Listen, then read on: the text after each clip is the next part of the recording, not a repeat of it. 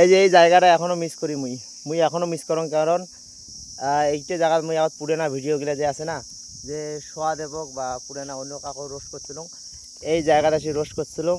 তাই এখন আর তো আসে যায় না, কারণ এখানে শ্মশান জায়গা, কোনো লোক বা গাড়ি টাড়ি এখানে খুব কম আসে।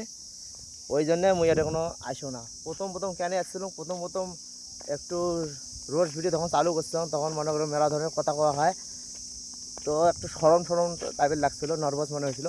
ওই জন্য দূরত আসছিলাম মুই, মানে এই শ্মশান ঘাটে দেখতে আসছিলাম।